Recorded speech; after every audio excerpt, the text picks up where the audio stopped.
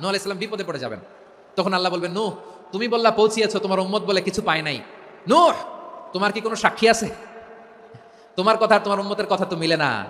তুমি বললা তুমি আমার নির্দেশনা দাওয়াত পৌঁছে দিয়েছো, কিন্তু তোমার উম্মত বলে পায় নাই। নূহ তোমার পক্ষে কোনো সাক্ষী আছে? নূহ আলাইহিস সালাম বলবেন আছে। কে? উম্মতে মুহাম্মাদি। তখন আমরা বলবো, আল্লাহ নবী নূহ আলাইহিস সালাম তিনি আপনি যা যা বলেছেন ঠিক তা তা তার উম্মতের কাছে পৌঁছে দিয়েছে। এবার নূহের উম্মতের সাথে আমাদের ঝগড়া লাগবে। তারা বলবে তোমরা আসছো আমাদের হাজার হাজার বছর পরে, তোমরা কি করে জানলা? তোমাদের সাক্ষী ধর্তব্য হবে না? আমরা তখন বলবো, আমাদের কোরআনে তোমাদের নবীর নামে আল্লাহ তাআলা একটা সূরা নাজিল করেছেন, সূরাতে নূহ।